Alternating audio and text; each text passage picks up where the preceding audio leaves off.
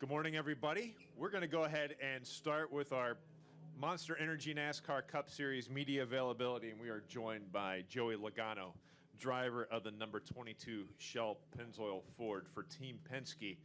Joey, big news week for you. Not only did you have the outstanding creative gender reveal for your upcoming son, but also good event with the Driving Hope Foundation with the home project in Connecticut. Could you explain a little bit about that for us? Yeah, we had a busy week. Anytime we come up here to Loudon, it gets very busy. A lot of different activities going on, and one of them was the Joey Logano Foundation's Driving Hope Home golf tournament and dinner and gala as well. It was a lot of fun. We had a great turnout. Every year it's grown and gotten bigger, which is great, and we're able to do that in Connecticut. Straight down the road from where I'm from, so you get to see a lot of family and friends that they come to the dinner as well, and a lot of great supporters in the Connecticut area for me. So it makes sense for us to have the event there. We raised a lot of money. It was a lot of fun. We had Mike Massaro up there and Kyle Petty. So you can imagine Kyle's up there. You can imagine how that went. It was a lot of fun. Hilarity. It was hilarious, exactly. We had a good time with that. Was able to inspire a lot of people to live generously, and that's a big part of our mission is to get people thinking in the right direction. And we changed a lot of kids' lives last night. So very proud of the effort of the foundation team to put all that together. It's a lot of work. And especially doing it far from where I live now is very challenging for everyone. So to be able to put that together, everything runs smooth. Was very proud of that, but more proud of everyone's mindset when they left that place. Great stuff. Let's go ahead and open the floor for questions. If you have a question for Joey, please raise your hand. We'll get our wireless mic to you. We'll start with Jerry, go to Mark, and then to Lewis. Jerry Jordan, kicking the tires.net, PRN.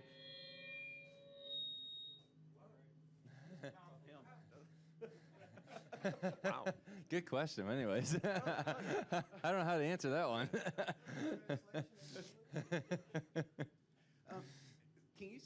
Will you talk about what went into how you went about the gender reveal, and because it was pretty cool, and obviously you had the help from Ford there with the you break it, you buy it plan though. Yeah, we did have the break it, you buy it plan, so.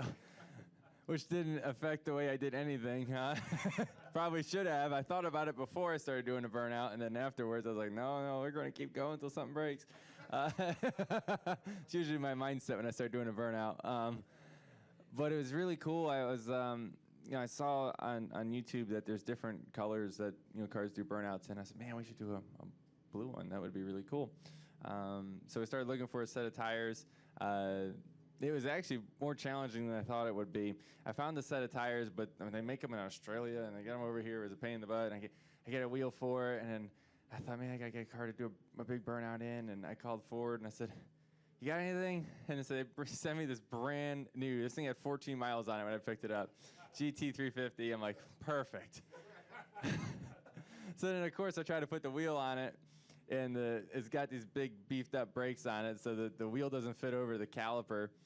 So I got to take the brakes off the car, which was great because it's just a back, and all I needed was the front. So who needs rear brakes in a burnout? So we took those off and put the tires on it and roasted the tires till there was no tires left, and put the brakes back on it and sent it back and said thanks. And so it was a lot of fun. It was something cool, and to have our family and our closest friends there, that was a special moment. It was really cool just to hear everybody's reaction. At first it took a minute for the blue to come in. At first it was just white, and I was like, oh no, Brittany, we screwed up. Like there's no smoke coming out.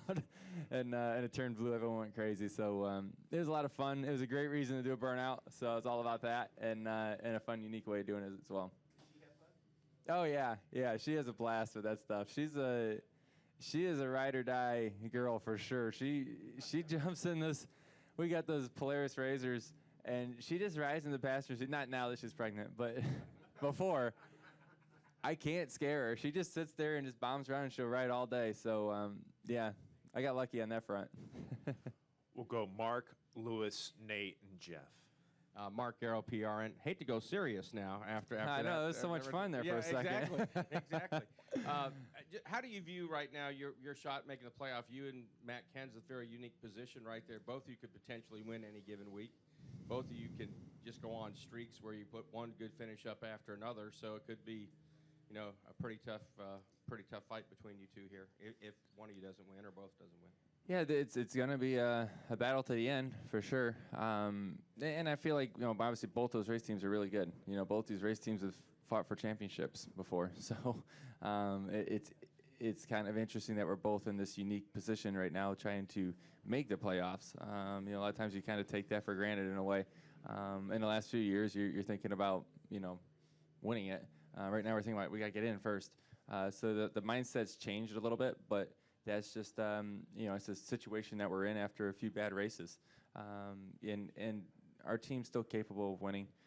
We do have to get a little more speed in our cars. I think that's apparent all the way through. So we got to be able to make our cars faster. But I thought last week we executed a great race. We got a good finish out of it. We have to score more stage points for sure. And ultimately we need to win a race. We're 2 or 3. And, obviously as it comes closer, you start thinking about that more. But I also think about how this team's won 3 races in a row.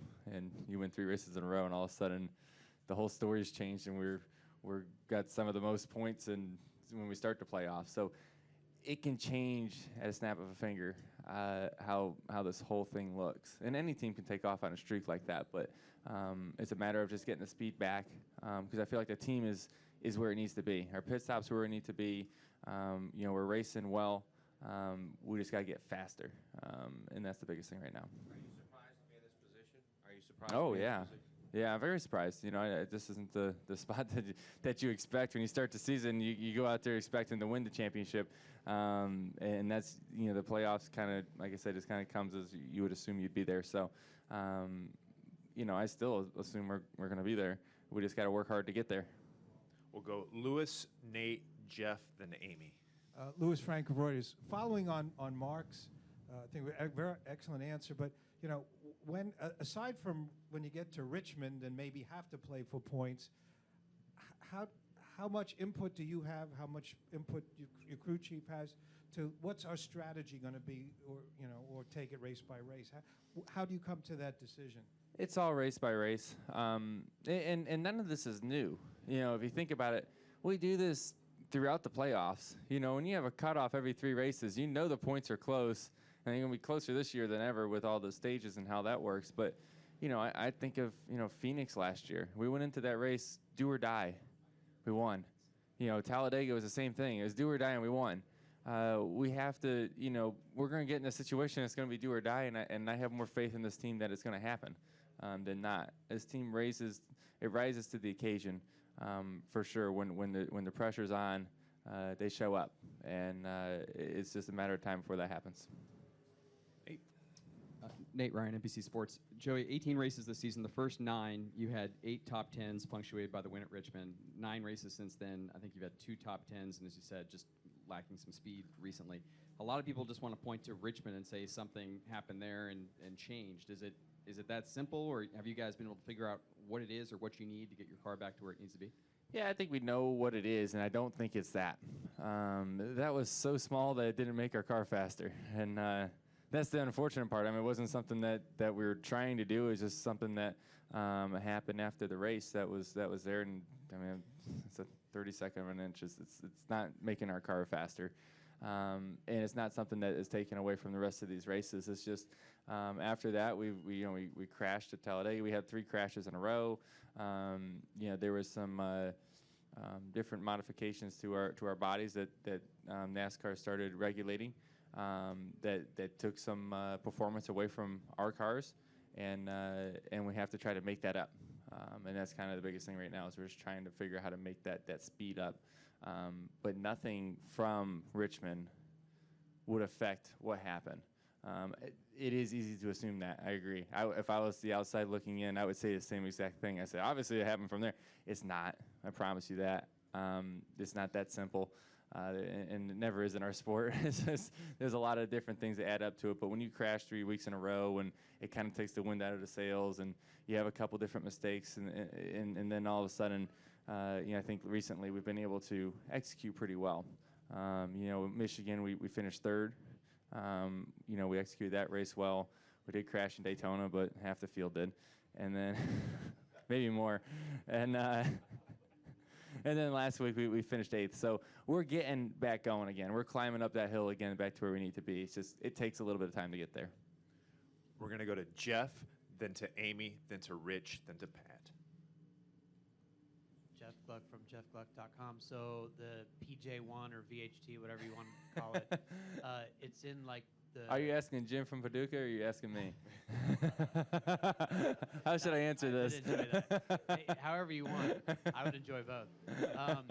It looks like, so the middle lane is sort of empty, the main groove that you guys typically run. Then the third lane is striped, and then the bottom, the very, very bottom, has a bit.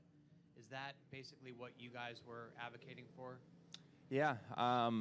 The question got put out to a lot of different drivers this week and from the council. And, the council drivers, we kind of got on our group chat and was talking back and forth and what do we think is best. And, we were able to have conversations with NASCAR about it on what we think is best.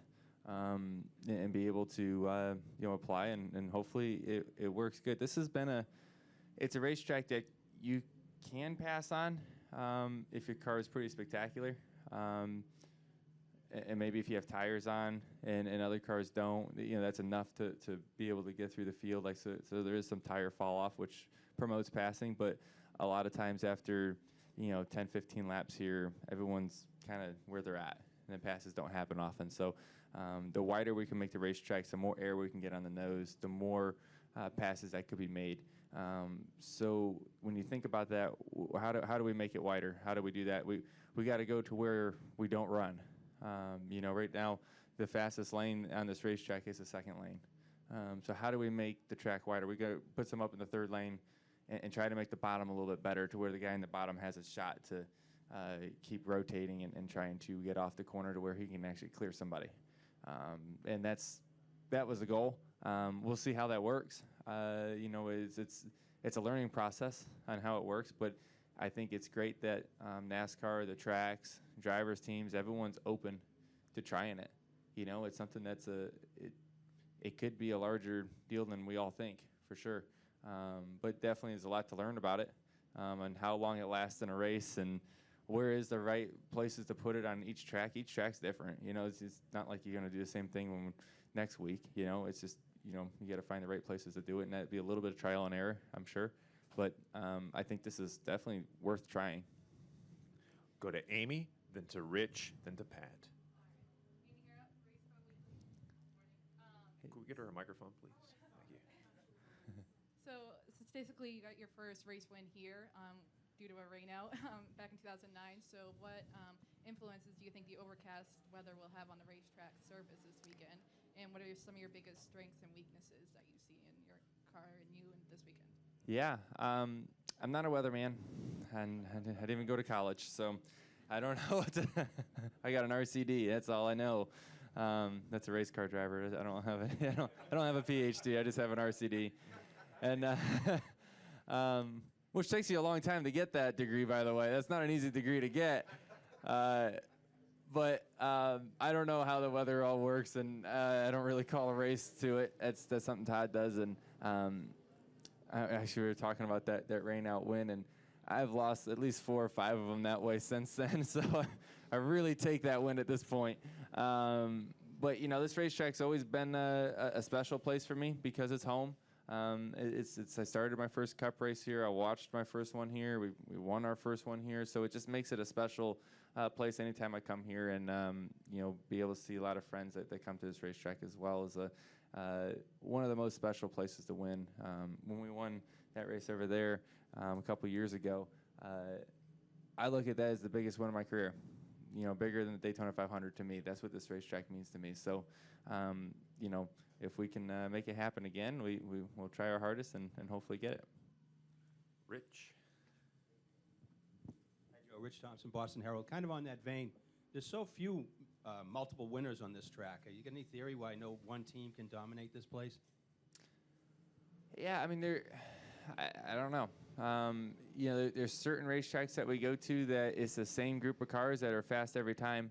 And it is kind of like that here. But for some reason, we've seen this race come down to fuel mileage. We've seen a lot of strategy come into play sometimes with tires, that all of a sudden the car is able to get up there that you don't see all day, or a really fast car gets stuck in the middle of the pack. We've seen just interesting finishes. Whether that's the length of the race or whatever it is, I don't know what makes that happen, but there is a group of cars that are fast every time you're here. But for some reason, there's always kind of a guy that sneaks up there and wins the race. And I don't understand exactly why that is. Pat Dakoda, NASCAR.com. If you guys do find yourself in a do-or-die situation at Richmond, do you feel like you have any sort of safety net knowing that you guys already know what works there with your success earlier this season? Yeah, we've learned a lot. We've won a couple races at Richmond now. We've gone to that racetrack and tried things before that we were completely sold on and ran awful. And so when that happens, it makes you kind of rethink everything, which isn't a bad thing. When that happens, yes, it sucks at the moment, but you learn a lot from those moments when something goes way wrong. To go the way the other direction, and you learn from those days. And we've been able to do that and become pretty successful at Richmond. It's been a great racetrack for us in the past. A lot of top fives and a couple wins. That's great. We still got a lot of races before that to get there. But like I said, when you put this team in a do-or-die situation, that's the team I want to drive for, is this one here. Nick Stoico, Concord Monitor. Joey, just what were your thoughts, your reaction when you found out that New Hampshire would be losing its September race to Las Vegas starting next season? Yeah, it's a bummer. for me, it's my home racetrack, so I want to come up here as much as I can. It's a beautiful area. I'm sure everyone's enjoying the weather right now after the last couple of weeks, how cool it is here. They turned the heat on in the motorhome last night. I was like, yes, I feel glad to be home. And so Vegas is a great racetrack, though. It's a great destination racetrack. I have a lot of people that go there, as race fans and stuff. They make a vacation out of it, and they go to Vegas and the city and the whole nine. So I get it. I understand why it's probably a good move for a sport. But selfishly, I love coming here, so I want to keep coming up here as much as we can. But, it is what it is, not my decision. Any additional questions for Joey? Sean? Joey, do you, as you grow older, do you find yourself clinging more to being that hometown kid from Connecticut? Is it something you appreciate more as you get older? Yeah, you do, because I think as you become more successful and you're around more, I guess more in the limelight, you remember your roots more and more. And maybe some people are the other way, but for me, I do. And we have a great group of friends in Connecticut, family friends that have been around forever, and they're so supportive, and all of really New England's like that. I always joke about it when I come up here to New Hampshire. I feel like I'm Dale Jr. because everyone likes me. There ain't many other places everybody likes me. So obviously I want to race here 3 or 4 times a year. So, that part's real nice, and so I really appreciate that. And it's kind of cool that being one of the only drivers from New England area, that it makes it very unique and special for me to come up to this racetrack in this area. So like I said, as I get older, I realize that more and more. Not that I'm old, but as I've been around a little bit longer and seen this stuff, it's special for me to come up here. Any additional questions for Joey? Well, Joey, have fun out there this weekend, and good luck. All right. Thank you, guys. Joey, could you just put the mic down for a second and give us a smile? Oh, okay. Thank you so much. Alrighty, we will continue with today's Monster Energy NASCAR Cup Series media availabilities here at New Hampshire Motor Speedway for the Overton's 301 with Martin Truex Jr., driver of the number 78 Wix Filters Toyota. Martin is coming off a terrific performance last weekend at Kentucky Speedway, where he led 152 laps on his way to his 3rd win this year. He has the most playoff points earned this season with 28. Martin, your family has some history here at this track. Your dad and brother have wins in what is now the K&N Pro Series East. Can you talk about what it would mean for you to get a win here this week? Oh, it'd be awesome. It's been on my list for a long time. One here in K&N and also in Xfinity. So been after that Cup win for quite a few years. Been close a few times. I think last year, I think we led the most laps in both the races or close to it. Had really good cars here last year. So definitely excited about coming here this weekend. I've been thinking about it all week, what it'd feel like, and looking to get on a racetrack and get after it. Outstanding. With that, we'll open up for questions. We'll start here with Jerry, and then we'll go to Mark, and then we'll go to Rich. Jerry Jordan, KickingTheTires.net and PRN. Fast forward 1 week for me. We've got going to Indianapolis and new package, new downforce, new stages, everything. Can you address what you're looking for when we get there next week? Well, I think I don't know that it's any different than any other race. I mean, we'll go there and try to do the best job we can do. We know there's stage points up for grabs. I think strategy-wise, it's going to be different. It's going to be more like a Pocono or road course. You'll be able to pit if you're close enough to the leader without losing a lap. So that anytime that can happen, it really throws a curveball at the teams. Do you want to try to win stage 2 or do you want to try to win the race? It potentially could come down to pit strategy, something like that. So we'll just have to see. But our guys my guys have done an awesome job of strategy this year and making sure we do all the right things. So we'll just go there and race, and definitely looking forward to it. We'll go to Mark, Rich, Brad, Reed. Mark Carroll, PRN. Martin, this week you find out that Eric's moving over to the 20 car. How important is it that Furniture Row Racing continue with at least a two-car team, and your thoughts about having Eric as a teammate for only 1 year? Well, I'll leave that up to Barney and Joe and everybody that runs the show. I mean, our team's been incredible. It's been awesome to be a part of it. It was exciting going to 2 cars. I know it was something that Barney's thought about and talked about for a long time, and I know his plans originally were not for this team to be 1 year, a 1 year deal. So we'll just have to see how it all pans out. But I've enjoyed working with Eric. He's been a good teammate. He's a great kid. Love talking to him and hearing his point of view and things. So it would have been nice to have him for a couple years. That program, I feel like, just keeps getting stronger each and every week. They had a good run last weekend, and it's a shame to see that happen that quickly. But we'll just have to see how it all pans out, and hopefully we'll be 2 cars, but I guess you never know. Rich, go ahead. Rich Thompson, Boston Herald. Martin, points leader, 3 wins. How did you get this momentum going? How did this run get started? Well, I think it's just, just been working on it for a couple of years, really. It's just a continuation of, in 2015, we kind of started to figure things out as a group, and we just continue to keep building on that success and the momentum, and confidence is high, and just kind of using that to our advantage right now. So we've got great race cars, we've got a great team, and just everything's clicking. So having fun, enjoying ourselves, obviously, and last weekend was a big win, and hopefully we can get a few more before the playoffs start. But I think our main focus now is just making sure we're ready for those last 10 and try to do the best job we can do to go after our first championship. We'll go to Brad, Reed, Matt, and Pat. Brad Norman from NASCAR.com. Sort of a follow-up to that. You inherited the points lead with Kyle's penalty, and you guys have kind of gone back and forth all year. There's 15 points on the line for the regular season points leader when the playoffs start. How aware of that are you? Are we at the point in the season where you're thinking through kind of the point scenarios at this point? I wouldn't say we're thinking about scenarios, but we definitely want that 15 points, and we're going to try everything we can do to get it.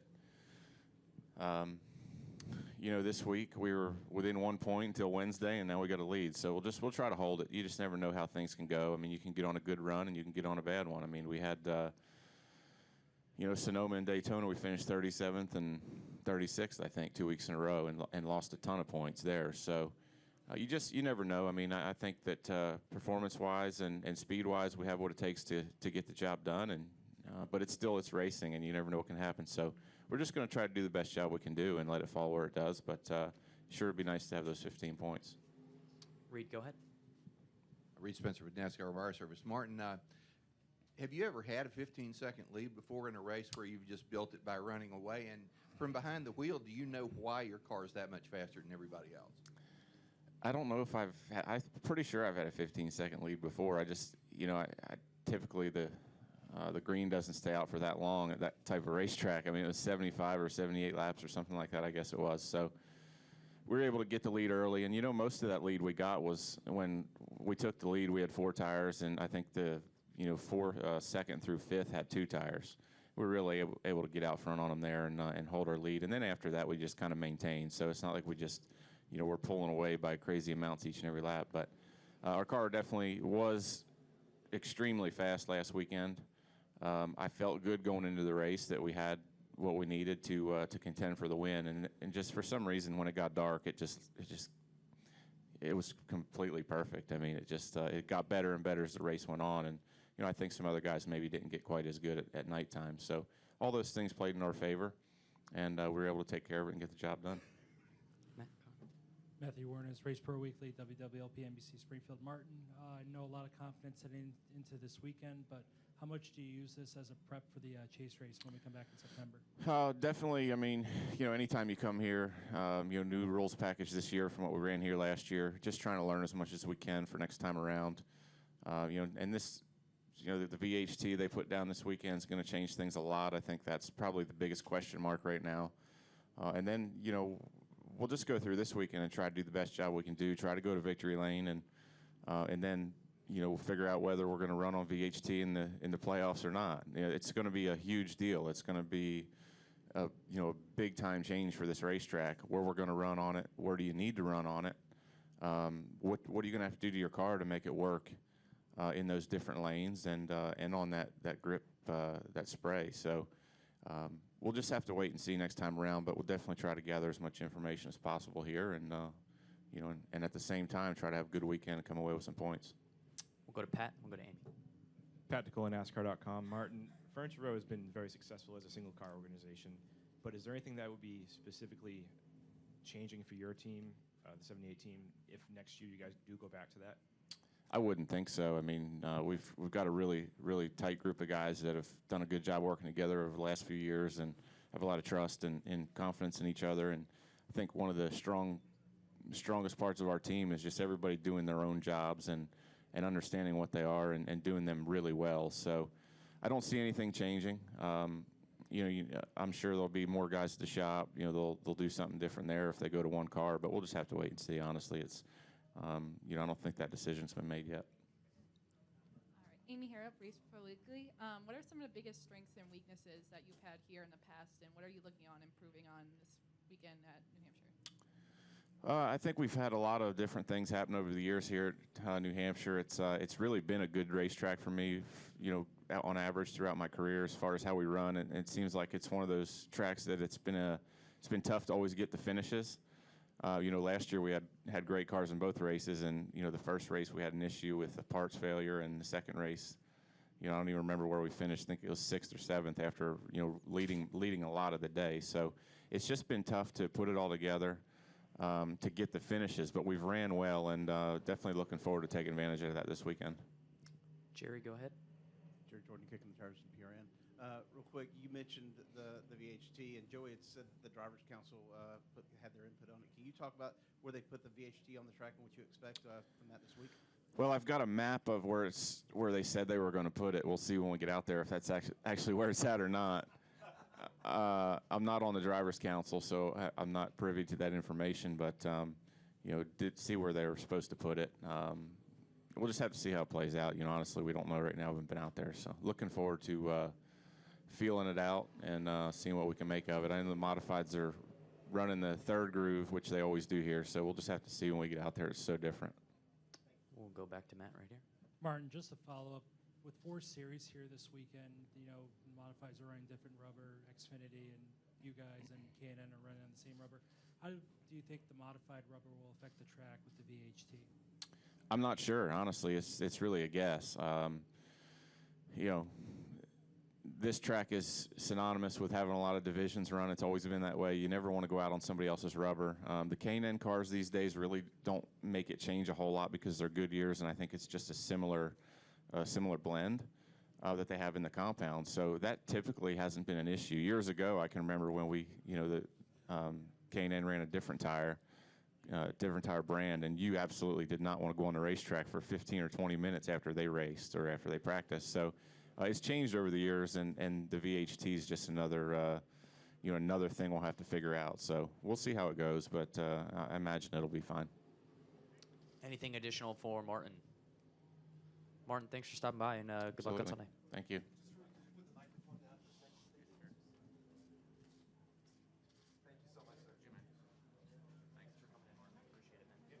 I can have your attention. We'll go ahead and continue our driver media availabilities in advance of Sunday's Overton's 301 Monster Energy NASCAR Cup Series race. We're joined now by the driver of the number 18 Interstate Batteries Toyota for Joe Gibbs Racing, Kyle Busch.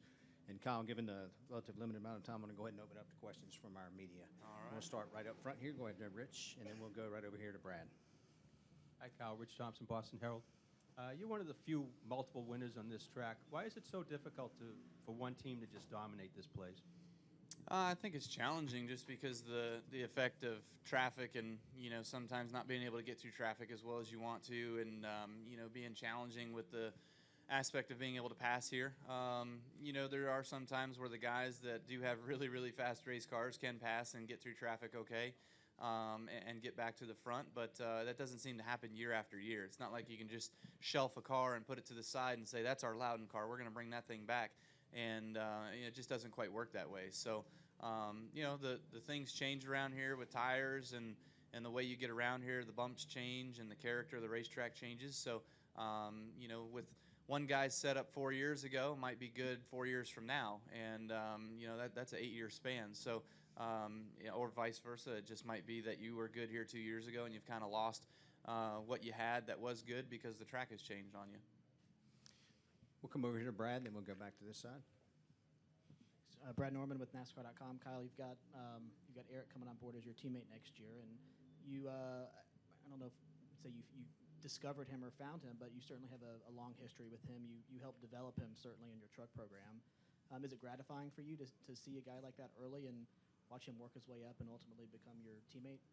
Yeah, I think the Eric Jones story is certainly rewarding. I think it lends itself to us racing against each other in the super late model ranks, back in 2011 or 12, whichever year it was. I raced against him at the opening race of the year in January, and then at the end of the year that year in December at the Snowball Derby. And, it was certainly,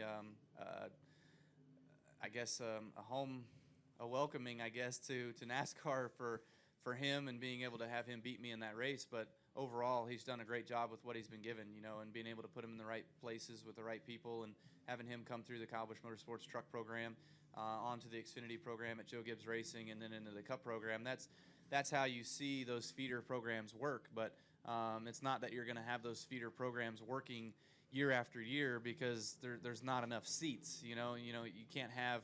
I did have Eric. I have had Daniel come through our place as well too. But if you look at it now, that's me, Denny, Daniel, and Eric. So either myself or Denny are the next two out if I continue to feed them through KBM as quickly as I have been. So, we're watching our backs, that's for sure. But overall, it's been a neat experience. It's been a fun experience, and having Eric do as well as he's done is rewarding for me, for us at KBM, and being able to see him succeed. We'll come back over here to the right and then to Jerry. Amy Harrop, Race Pro Weekly. So last night you tried your hand at a late model at Thunder Road. So can you describe that experience and what went into planning that and how cool that was to be there? Yeah, it kind of came together really quickly.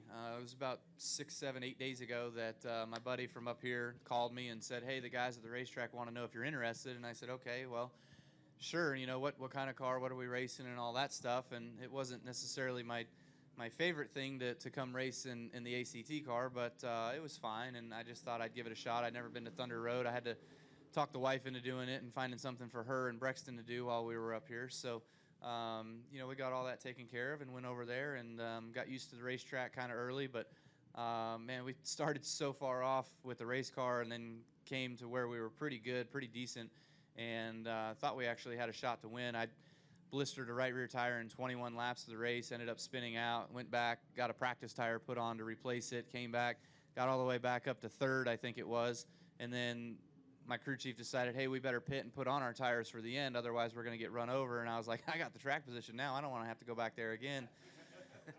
But anyways, I listened to him and went back in traffic and worked our way back up through, and I think we got up to as high as 5th or 6th, and then on a restart, I have no idea what the guy next to me was doing, but he just flat out drove right through me, put me in the front stretch wall, which made me climb the wall, and because the wall's off camber to the racetrack, so I climbed the wall and then got off the wall, spun around, and everybody else missed me. That was behind me in the field, but after that, everything was knocked out of place with the car. The steering wheel wasn't right; it didn't feel right, and so it just was. We were done for the night. So, may have an opportunity to come back. We'll see. We'll see what the racetrack wants to do, and and what'll happen next year. It was certainly fun. I enjoyed it all until I got ran over. So, thought I had a shot to win. Being where I was actually. The guy that ended up winning the race, he was ahead of me when we came out of the pits on that tire cycle, and I passed him through that run, and then was ahead of him when I got taken out there. So he ended up winning the race. I thought I had a shot, so maybe next time. We'll stay over here to your right to Jerry. Jerry Jordan, KickingTheTires.net, PRN.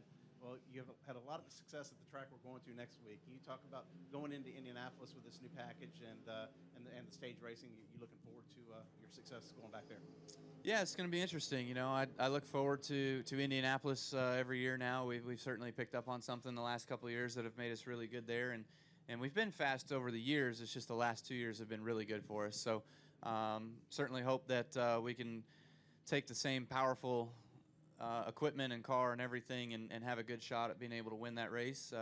We would certainly like to get it 3 in a row. That would be nice. That'd be special. That'd be something unprecedented no one's ever done. So I look forward to that and seeing what this new aero package at Indy has in store for us. I think it's a little bit of both. I think I figured a little bit of something out, but I also think that me figuring something out has helped us be able to develop our car better too. Like the setup-wise, I know what I need within the car now. That makes you faster at Indy than what I had been running in the past. We're going to go to the left rear here to Zach, and then Jeff, and then come to Pat. Zach Pennzoil, front stretch. Obviously, disappointed that Matt's out of the 20 car for next year. Do you see him getting an opportunity in the Cup Series? Dale Jr. said that he feels pretty good that he will. What are your thoughts on his career for next year? Yeah, I mean, certainly, I said last week, Matt and I have had a great relationship since we've been in this sport. Knock on wood, we've never had any issues with one another. We've never gotten into it, and so I hope to keep it that way. He's been a fantastic teammate. Denny and I actually courted him when we knew Joey was leaving, and so we wanted some experience in there. We wanted somebody that we knew would be capable of contending with us and racing for championships, and so it was cool that we could have him join us. It's unfortunate that we're at a cap and we can't continue to grow the organization at Joe Gibbs Racing, but it's tough to see Matt step aside and not be able to race with us any longer. As far as where he goes from here, I have no clue. Literally, I try to pay as little of attention to silly season as I possibly can, as long as it doesn't endure me. So, I certainly hope and would like to think that Matt Kenseth can find a ride, because I think he's got another whatever he wants to race in him, and I'm sure that he believes that's probably another 3 years or so at least. And so if he can find that, man, then I'd love to still have him out there and race against him every Sunday. We'll go to Jeff and then Pat. Jeff Gluck from jeffgluck.com. It looks, Kyle, like there's a middle strip of VHT on the track that's fairly wide, and then there's some sort of a smaller strip down at the very, very bottom. Is that what you were hoping for, and what kind of input did you have in that process? I think what they were just trying to do is we always run that one lane here, which I call it the middle lane, and so they were just trying to widen the racetrack a little bit and give a little bit more opportunity for us to be able to run side by side and not just feel like we're crashing here all the time or running into each other on restarts and whatnot. So I don't know. Until I get out there and feel it out, we'll see how it goes. But it was discussed through the driver council, and I like it when they do that instead of just spurring it on all of us when we get to the track. So then if it doesn't work, then it's just their bad idea. But at least if it's the council's involved, then it's all of our bad idea. So, as of right now, we'll just have to wait and see until we get out there. Come right up here to Pat, please. Pat Dakoda, NASCAR.com. Kyle, with the success of the Gibbs and KBM feeder programs, like you mentioned, would you like to see that 4-team cap at the Cup level eventually reassessed, maybe? Yes and no. I mean, it's hard to reassess that, because if we continue to grow to 5 or to 6, then that means you're probably taking away from the other teams that are lower on the stables. So it's a double-edged sword. You know, obviously you want to have more good teams out there. That's going to elevate the sport. It's going to make the sport stronger and tougher. But you're not going to have as many new owners coming in because they just feel defeated before they even get started. So you know, that's kind of where you're at and where the balancing act has to take place. So that's in NASCAR's hands. Stay on the left side and go back here to Dustin. Dustin Albino, FrenchDutch.com. Kyle, talking a little about your truck team, how do you think Noah's progressed so far throughout the season? I think Noah's progressed well. You know, it certainly started out shaky and rough, you know, at Atlanta. And, you know, we had a practice spin at Charlotte and Kansas. Can't remember what happened. I think he was just kind of a little bit off the pace at Kansas. But he's really good at the short tracks. You know, Martinsville was good. Iowa was good. Gateway was okay. They had to start in the back because we had an issue under the hood. That was our fault. So, you know, but last week was probably the most impressive to me at Kentucky. No one informed him of the drainage grate, so he went four-wheeling through the infield there for a lap and spun, but we chalked that off as another race that Noah spun in, but at least he was able to recover. You know, he brought it back to a solid top 5 finish, so couldn't be more impressed with that. And all of that bad things, you know, that all happened in the final segment, so he didn't have much time to make it all back up, but he did. So that showed progress and what him and that team is capable of, so hopefully we can continue that on. This is the second half of the year now. You really got to show what you're made of and win a couple times and get him ready for a championship season next year. Do you have any additional questions for Kyle? We go right back here to Nate. One more to Jerry up front. Nate Ryan, NBC Sports. Kyle, at Kentucky, there was at one point where I think Adam Stevens was asking you, you know, what can I do to fix the car? And you were like, I don't know. It's the same things every week. Is it frustrating right now that it seems like you're at one level and can't quite get to that next level like where the 78 and the 42 are? Yes, it certainly is. You know, each week we go to the racetrack hoping that we have prepared the best possible car we can, that it's the #1 car, that it's going to be a half a second faster than the field. But in all reality, when you get out there and you get to the racetrack, you know, your temptations kind of get slapped in the face a little bit. You know, so we just got to mind our own business and do what we're doing, and hopefully we can continue to evolve and get better. I feel like our setups are really close. The thing that's most frustrating is when your car balance is okay, but your speed is off. You know, so when your car balance feels good and you don't have any speed, there's nothing you can do to fix it. You know, but when your speed is there and your car balance is off, and you have something that you can fix to make your car faster, then you've got a chance. So we're kind of on the first end of the spectrum right now, where the cars are driving pretty good. It's just that's as fast as I can make it go. It won't go any faster. So we're just limited a little bit, and you know, we just got to continue to work on speed and see what we're missing. And obviously, it's the biggest question of the universe right now, probably, which is why the 78 is outperforming the house cars. You know, so we're just as confused and disgruntled by it as probably others. I do not have a theory. I wish I had a theory. I've had probably 10 theories since they've joined us, and none of them are true. So I'm done with theories. We'll finish up right up front here with Jerry. Jerry Jordan, Kicking Tires on PRN. I want to follow up on one other question. You talked about the 14 cap. Do you have any plans to take KBM to a cup level series? You've got a really nice organization over there. Yeah, no. No. The simple answer is no. The long answer is just because there's no competing with the structure that these teams have that have had it for 20 years. You know, it's people. I'm not going to start up an organization and be able to hire the best of the best people without just outspending everybody else, and obviously without huge sponsors, which are hard to come. It's hard to find small sponsors these days. So it's just I don't see it feasible in this day and age. Yeah. Kyle, good luck this weekend. Thank you.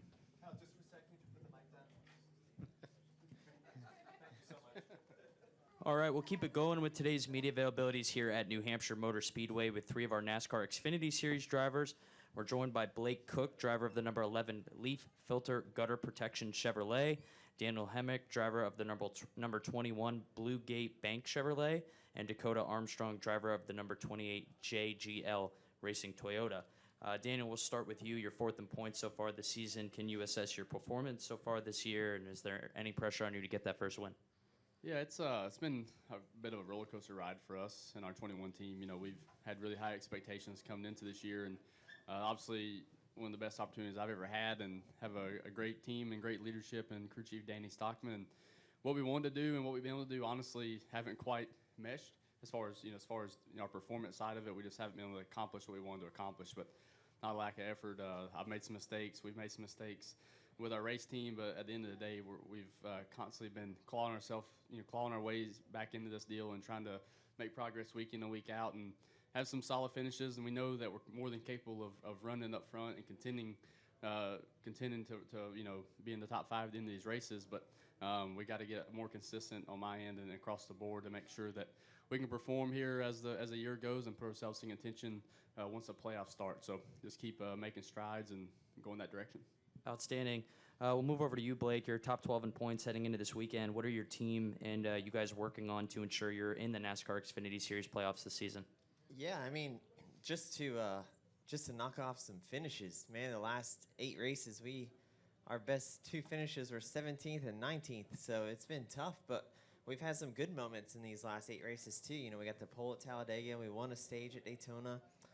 Been pretty fast, showing speed at different tracks. Iowa really fast, and that late caution. So just some bad luck has really prevented us from having some decent finishes over these last 8 weeks. But we're still there. You know, we're still not far off. We're still top 12 in points, and the only thing that really matters is making the Xfinity Series playoffs. I mean, you guys saw it last year. That's all you hear about. That's all you talk about, and that's really all that matters. So. Not really focusing too much on going out there and having spectacular races. It's just we need to run some consistent races and finish in the top 15 about 3 or 4 weeks in a row and get ourselves back in it.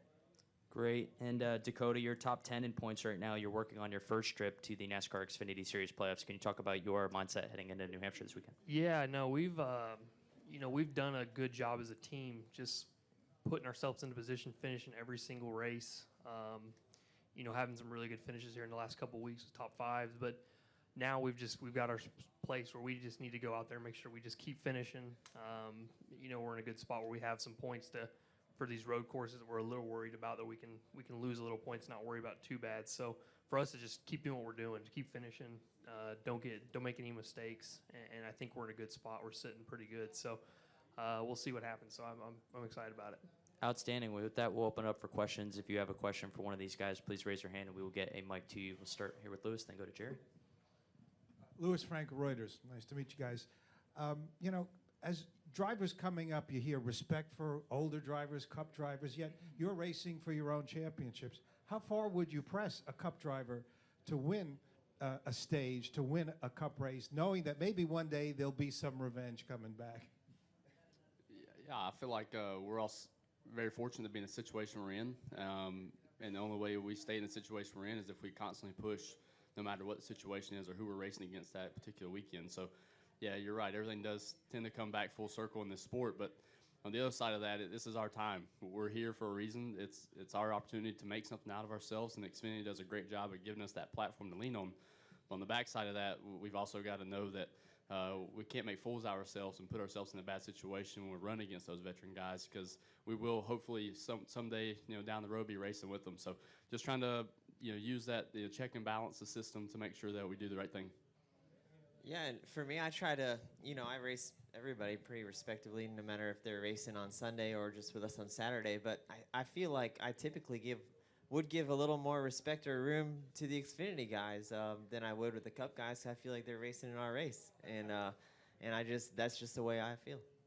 Yeah, and I think the Cup guys know that too. I mean, you see it like we're with a lot of this strategy with the stages. Like they'll pit sometimes, and they're planning for the end of the race where we're trying to get stage points. So it's just, I don't say it's 2 different races happening, but I think they know that they're going to race as hard, and we're going to race them hard. So I don't think there's any really difference there. Jerry, go ahead. Jerry Jordan, Kick the Tires Net and PRN for any or all. Just did a story for the Bristol Guide about the next generation of drivers, but I didn't include any of you guys because it was for the Cup guys. But how do you feel not being included into the next generation when you really are? You're fixing to take over and come up into the Chases and the Kyles, and how does that make you guys feel to know that you are the next generation, so to speak? Yeah, I mean, I think that can change at any given moment. You know, if one of us goes out and wins the race tomorrow, you'll see our names starting out of that list. So those names in that article isn't set in stone. It's just kind of where it is right now. But the good thing about our sport is we always have a race the next weekend, at least till Homestead, and we get a chance to prove ourselves or reprove ourselves every single week. Yeah, I agree 100%. You know, what Blake said, that's because of current news or what it is, but each and every weekend having that opportunity to change that's the beauty of our sport. We've seen many names made overnight in this sport throughout, you know, the last 10 to 15 years, and obviously even more present now. You're seeing more winners in each series, which makes that opportunity become that much greater. So to know that that's the situation we're in, it's all about you know, taking those chances and bouncing those risks whenever you need to take them, and know that if you can do it at the right time, that your name can be part of those, you know, next group coming up. And one thing, I think we're actually all up here. We're probably considered old for this sport. So I mean, if you're not 18, they think you're already past your prime. So that's one deal too. Amy, go ahead. Amy here up, Race Pro Weekly. So this could be for any of you. So what are some of your biggest strengths and weaknesses that you see here at New Hampshire, and things that you're looking to improve on to improve your performance? Yeah, I would say this track's just tough. Like this is just a really technical track. Really, it's one of the most technical we go to. Like you really have to hit your points and make sure your car's working really good through a run. So it's really hard to get all that in one package. I mean, it's tough every week, but here especially, this is a track that can change too with, you know, the grip and all that. And then there's some little bit of variables. We don't really know how the track's going to be. So for us, it's just go out there, make sure it feels pretty good, and that normally gets you in the right spot. And then you have to tweak on it here and there. So, and for us, we just have to make sure we go out and we do as best we can. This is a track where I feel like we can run really well. So we're really looking to capitalize on it. It's actually funny because Blake and I were just talking before we walked up here about how we feel the most confident in our race teams, you know, both being affiliates with RCR or him being a, you know, affiliate and us, you know, being teammates in a roundabout way, that we feel the most confident in our short track package right now, and we've struggled a little bit on the mile and a half side. So when we come to these places, I'm sure he'd say the same thing, that we as drivers put even that much more emphasis on doing every little bit of studying we can to know it is, you know, an opportunity, like Dakoda said, to capitalize, and that's the ultimate goal. That's what leads to the opportunity to make it to the playoffs and all that stuff. You got to have a good weekend here. Yeah, the strengths here are that it's a short track, and like Daniel said, we run good at the short tracks. Most of the RCR cars do.